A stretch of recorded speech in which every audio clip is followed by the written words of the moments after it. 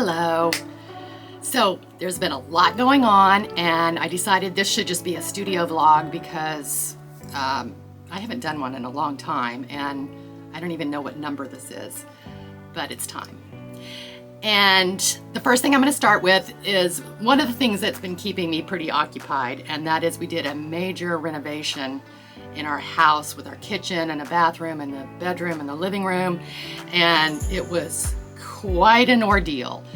We did hire a full-service contractor, which is great, but it doesn't solve all your problems. You know, you still have to put in a lot of effort and mental capacity and design decisions, but it turned out beautiful. I'm very thankful. I will say one thing, you know, when you watch these shows on TV with all these renovations and they do these design ideas for them and they do these great solutions and creative ideas that solve their problems, I will tell you, we were the ones who had all of the creative ideas, mostly me. My husband had many, but we were the ones who had the creative solutions for things that were of high quality design, of really good concepts, you know, like putting a transom window over our bathroom. So it's those kind of things, and or even trying to solve space solutions. We were the ones who came up with a lot of the, we were the ones. So anyway, don't let those shows fool you. If you go into this process and you hire somebody, just know you're gonna have to do a lot of the work yourself. So that's kept me pretty busy, but it's done. We started December 1st and it's now September 9th, and I'm sweating. And we're gonna be moving back in tomorrow. Yeah, they said it was gonna take 4 months. Anyway, I'm glad it's done. I'm glad it's behind us, and moving on. In June, we took a trip to Italy. We took a vegan tour, and it was unbelievable. I'm a vegan, my husband is not, although he eats like one a lot.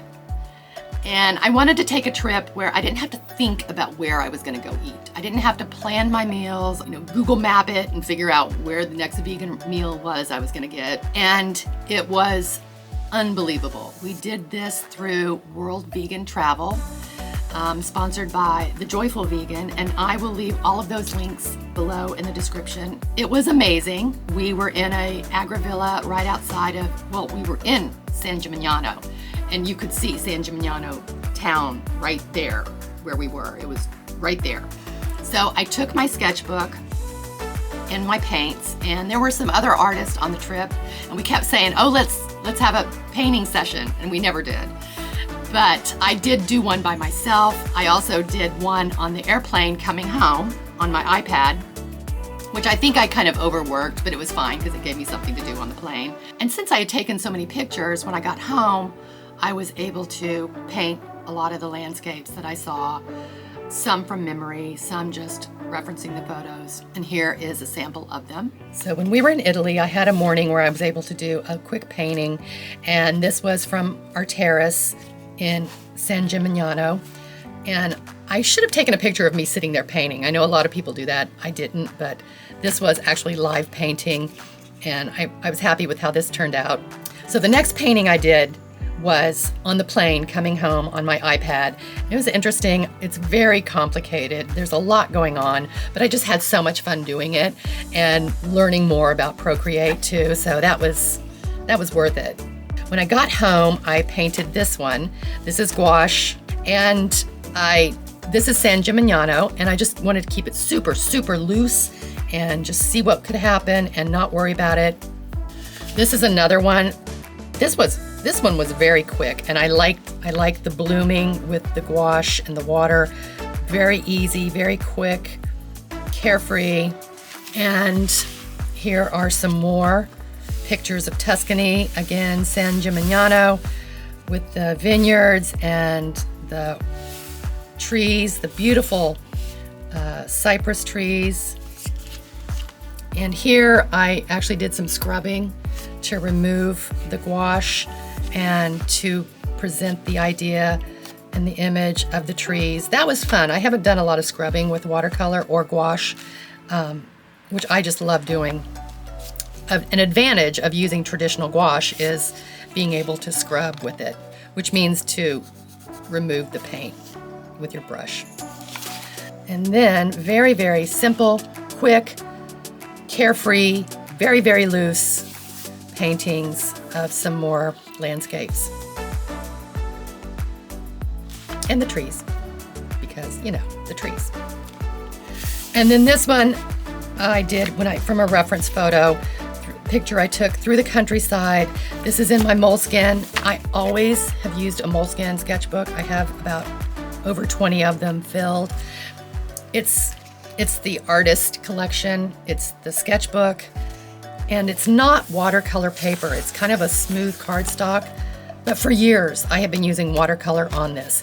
Again, actually I think this is watercolor, and I put the paint down first, and then I came back in with a black Posca pen and filled in the outline, gave it the details, and I was really happy with this too. Very loose, fun, and exploring light and shadows.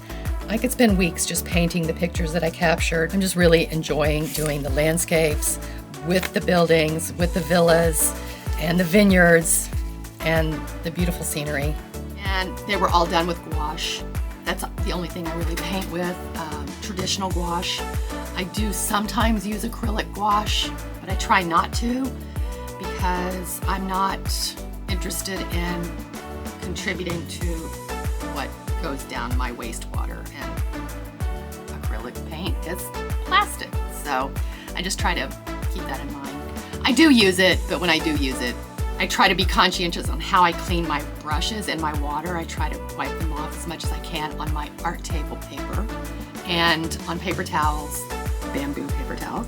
And I just try to minimize the amount that the water cleans my brushes when I'm painting with acrylic. Also, I've been doing a lot of Patreon groups. I'm involved with several of them, painting.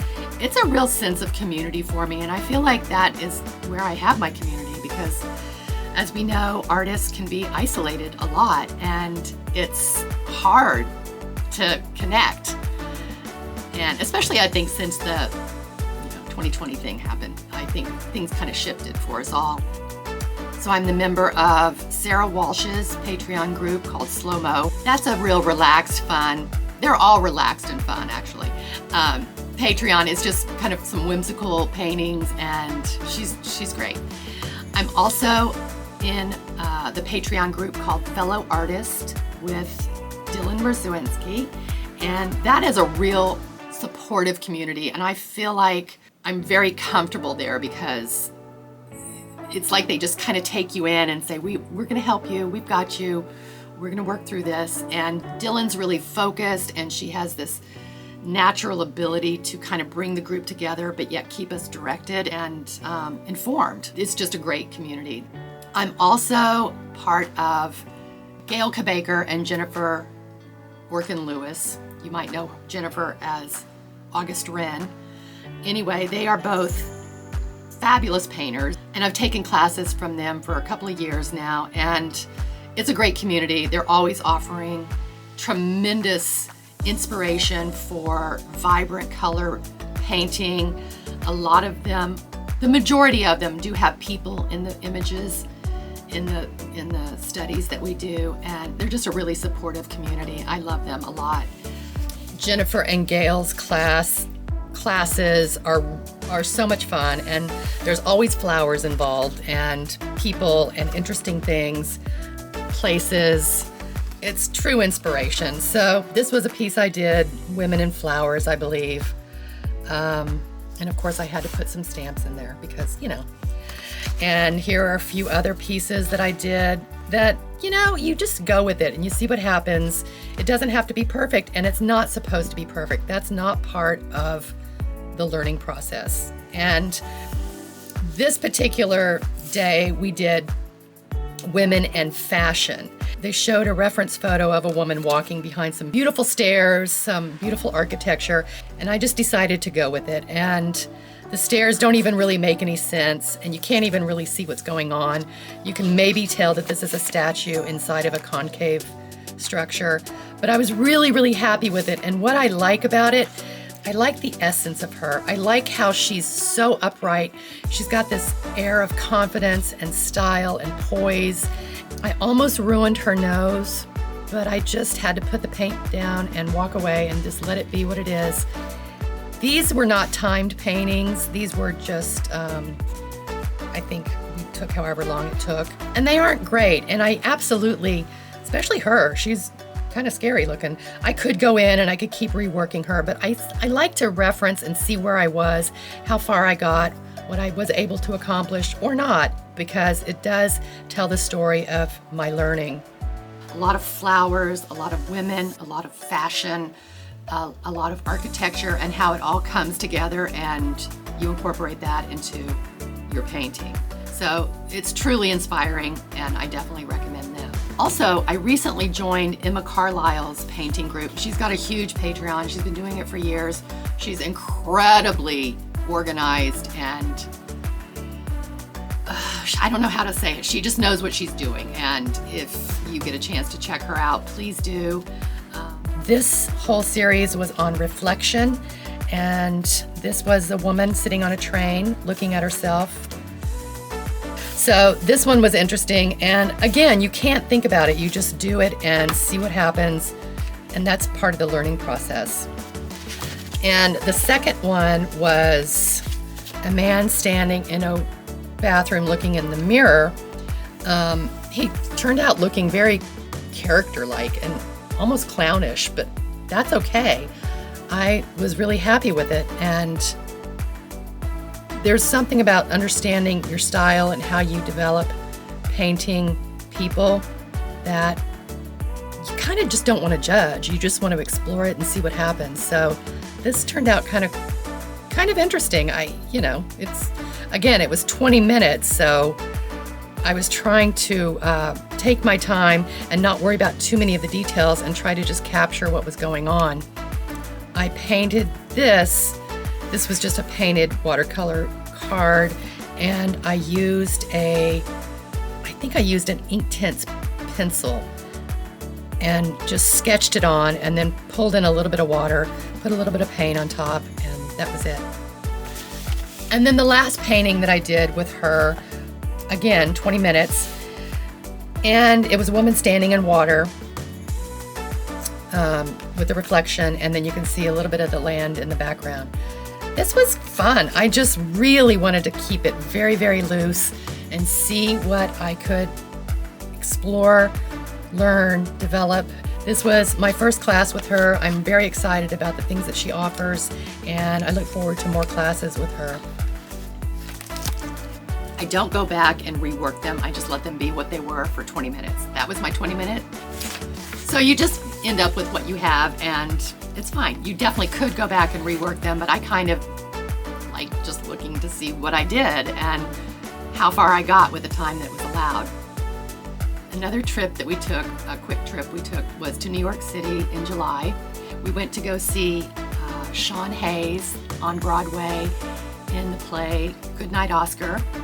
I'm so glad we bought tickets before he won the Tony for Best Actor this year on Broadway. This is the playbill, and I was really inspired by it. I have to tell you, his performance was so worthy of the Oscar that he won. I truly didn't think I was looking at Sean Hayes on stage. I thought I was watching Oscar Levant. Every nuance about his performance was compelling. I was just really inspired by it, and I thought, I'm gonna paint that. So this image really spoke to me. There was something really interesting about the look on his face, and you can see the worry, you can see the concern in his posture, but even just in the very small part of his eyes, even his mouth, it's really interesting. His whole performance was amazing, and even the way he would hold his mouth, you can actually even see it here in this picture.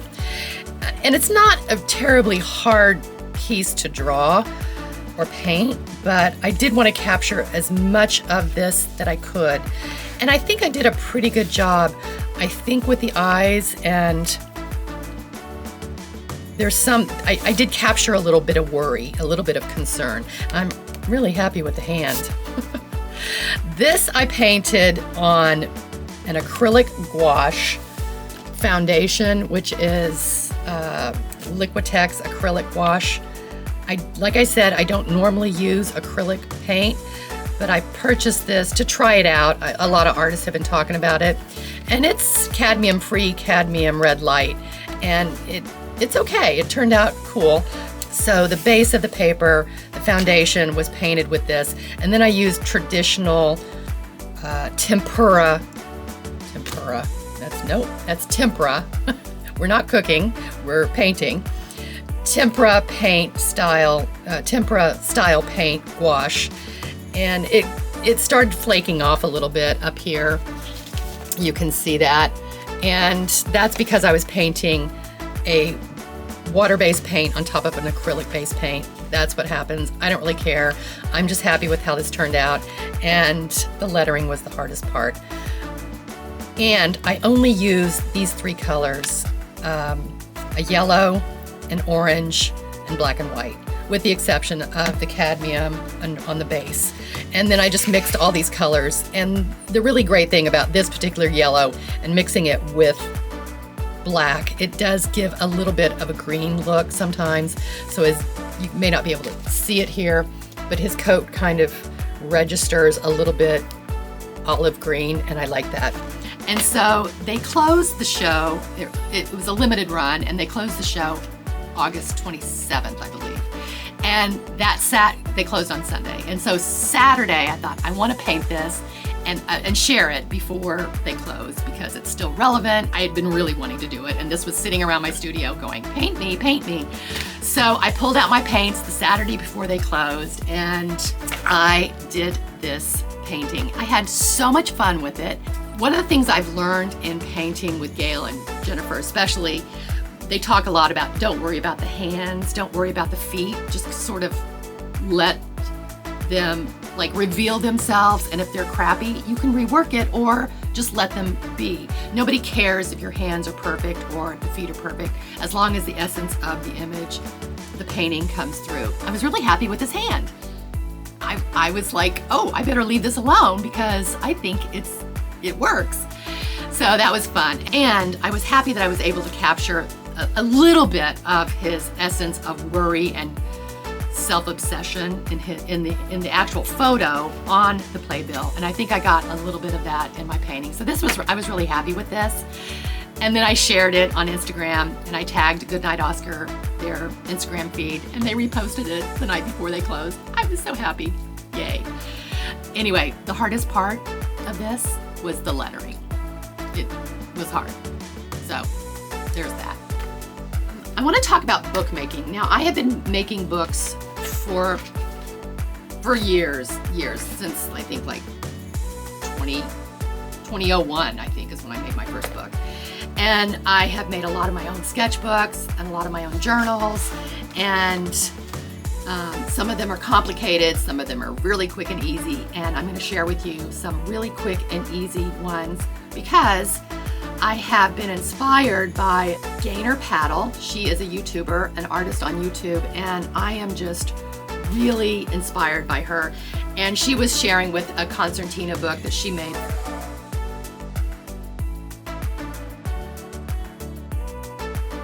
So I was really inspired by Gaynor's concertina book, and I had never made one in the style in which she shows.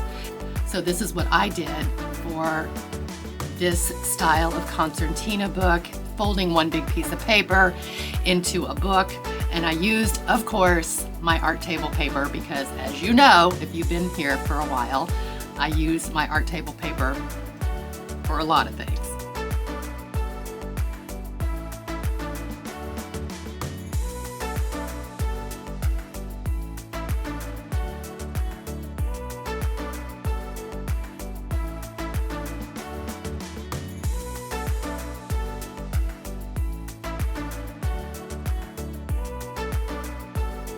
Now, this blue concertina book was a piece of stamped out watercolor paper of watercolor flowers, blue flowers that I had done years ago. And it was stashed in a pile, and I was digging through it, and it was a big sheet. I think it was like 18 by 22 maybe, not sure. And that was what I used to fold into making this book. The cover was, again, from my art table paper, which I used to cover some board, which was repurposed board from an old paper pad that I had, and I just cut it into squares that were a little bit bigger than the pages, and then I wrapped the board with the paper, and then I glued it to the concertina. It turned out really awesome. Really happy with it. And this is so much better than just having that piece of paper sitting stashed somewhere in my studio that just gets ignored, because this makes me happy. Thank you, Gaynor, for sharing it with us. I'm gonna put a cover on it, similar to what I did with the blue one, and we'll see what happens. I'll share that with you later, likely in my community feed, which I do want to hang out in my community feed more regularly. I feel like that is the place where I can show you clearer pictures, because currently my compression on YouTube is not the best. When I get more subscribers, though, they will increase that, so be sure to subscribe. And so I think that's just a really good place to post really clear pictures so that you can see better what I've made and how it turned out. So another one of the really quick and super fun foldable books that I make are these little books. They can be any size, depends on what size paper you start with. And it is, again, from one sheet of paper or one sheet of heavier weight paper, and you fold it into a book. And I'm going to show you how I did this. I'm going to show you two different sizes. Okay, so here I have a piece of stamped paper. It's Borden & Riley Paris paper, number 234. So it's 108 pounds. So it's got a little bit of weight to it. And I've stamped it on one side. And I'm going to show you how I fold this into a book. I'm going to turn it over, and I'm going to go end to end.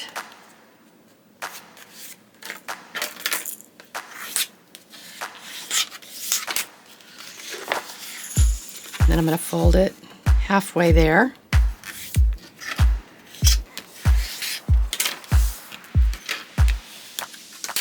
Do that on the other side.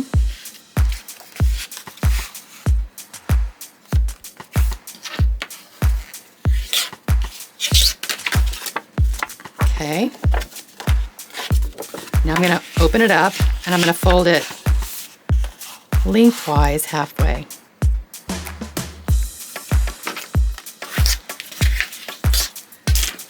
And that's it for your folds. So what you want to make sure is this center fold here is a mountain fold, meaning it comes to a peak instead of a valley. And this center fold here is a mountain fold too. So I'm just going to make one cut, and then we're going to fold it into a book. I'm going to cut it along the middle line horizontally, but I'm not going to go outside that end fold. So the last two panels on either side. Can't believe I'm using a ruler. I never do. But it does help. Okay, so you can see I only cut in the middle. Okay, now before I fold it into a book, I just take a moment. So I have my mountain fold here, I have my mountain fold here, but if I do that, it's not really gonna fold. I mean, you can kind of force it in, but to make it easy on yourself, take these two folds right here and make them a valley fold just at the bottom, and then this one up here, a valley fold as well. And that should help it fold into a book. So we're gonna stand it up. We see the two mountains here. We're gonna push them away and push these two mountains together. And then we're just gonna fold it.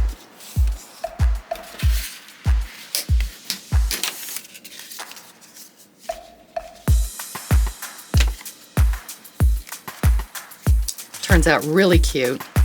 So basically, any page can end up being the outside. It's kind of fun. It's like a perpetual journal. You just keep opening it. So anyway, so that's it. So you're like, well, that's not a very big book. So let me show you one with a bigger piece of paper, because it is just going to depend on the size of paper that you start with. Okay, so this is a bigger piece of paper. I don't know the size. You can just play with whatever size you have. So I'm going to do this again.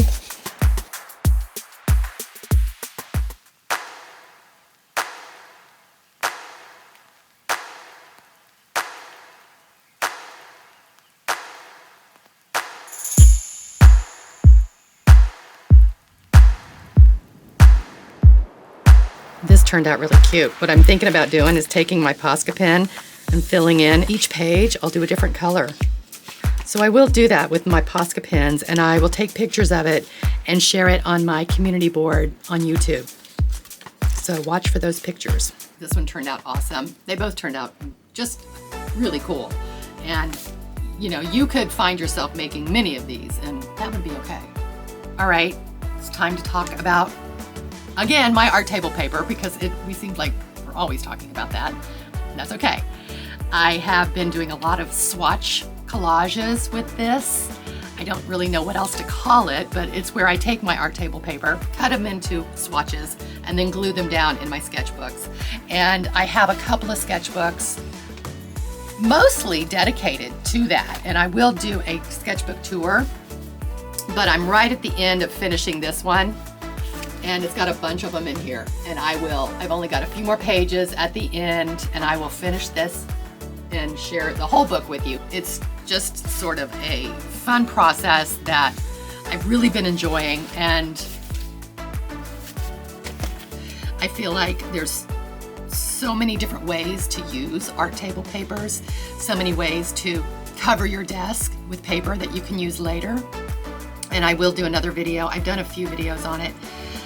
I mean, it can just be a piece of paper that you cover on your desk, and then you just remove it and cut it up and collage with it, or make a book. Another quick thing I wanted to tell you is I am working on a surface pattern design class with Sarah Watts. She's doing paint to pattern. I do know Photoshop, and I've been using it for years, but I really want to seal the deal. I really want to figure out all of the loose ends that I don't quite understand. And she promises that when this class is over, all of your unanswered questions will be answered, and you will know how to do everything. She's really generous, and she tells you, we're going to repeat these things over and over again. And I think good, because that's the only way I learn, is repetition and slowly. So the class started this week, and I'm really excited. And I have done some surface pattern design lately, and let me show you what I have been working on. This is really rough right now, but I did get some swatches back from Spoonflower. I will show more of this later, but I just want to let you know that, I don't know if you can see this, a lot of my designs I'm working on a collection. It is available on Spoonflower. This is a journey. I don't have to have everything figured out. That's okay. So you could go check out my Spoonflower and see the designs that I do have available, and I promise a video is coming very soon, because I'm taking Sarah's class and I want to fine-tune my surface pattern design. That's what I want to do. So I looked it up. I haven't done a studio vlog in over a year and a half. That's right, yeah. So this is officially a studio vlog, I've decided, and it's studio vlog number 12. I'm gonna keep doing these. I think they're fun. It's a good way to recap what's going on. Thanks for watching. I really appreciate it, and I'll see you in the next video.